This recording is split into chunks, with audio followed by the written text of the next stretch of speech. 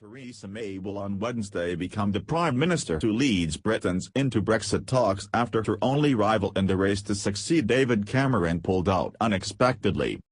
May was left as the only contender standing after the withdrawal from the leadership race of Andrea Leadsom, who faced criticism for suggesting she was more qualified to be Premier because she had children.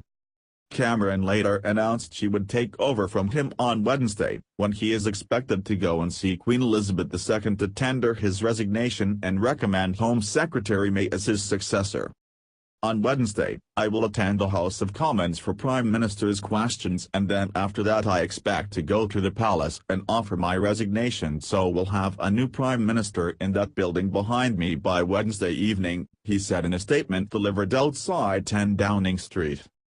Britain has faced the worst political turmoil in generations following June 23's shock vote to leave the European Union, which prompted Cameron to step down. His Conservatives have endured a bitter leadership race while the leader of the main opposition Labour Party, Jeremy Corbyn, is also facing a challenge to his job. While May supported Britain staying in the EU, she cut a low profile during the referendum and has insisted she will honour the vote, stressing, "Brexit means Brexit. There will be no attempts to remain inside the EU, there will be no attempts to rejoin it by the back door, no second referendum," she said at a campaign event before Leadsom pulled out. May wants to begin formal talks to leave the EU by the end of the year at the earliest despite pressure from Brussels to speed up. Jeroen Dijsselbloem, the Dutch finance minister who heads the Eurogroup of his 19 Eurozone counterparts, restated calls for the transfer of power to take place as soon as possible. "The sooner we can sort out, let me say it diplomatically, this problematic situation, the better," Dijsselbloem told reporters. General election call. The pound, which hit a 31-year low in the wake of the Brexit vote, briefly rose after Leadsom, a pro-Brexit figure with no senior ministerial experience, withdrew from contention to be Prime Minister. As senior MP Angela Eagle formally launched her leadership challenge against Corbyn, Labour suggested a general election would need to be held soon after May takes office. "It is crucial, given the instability caused by the Brexit vote, that the country has a democratically elected Prime Minister," said election coordinator John Trickett. "I am now putting the whole of the party on a general election footing." May, a 59-year-old clergyman's daughter, will be Britain's second female Prime Minister after Margaret Thatcher, who was in office from 1979 to 1990.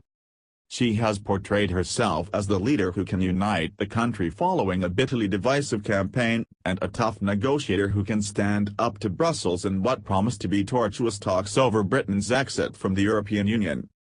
Leadsom's withdrawal means all the top Brexit campaigners, Boris Johnson, Michael Gove, Leadsom and outgoing UK Independence Party leader Nigel Farage, have now stepped back from leadership roles. Brexiteers threw rocks through the window, now they're all running away from the house, author Salman Rushdie said on Twitter. Howl of pain. On the latest in a string of recent astonishing days at Westminster, Eagle also launched her bid to take over the leadership of the main opposition Labour Party from veteran socialist Corbyn. Corbyn has widespread support among party members but has lost the confidence of at least three-quarters of his MPs, many of who accuse him of lackluster campaigning to stay in the EU.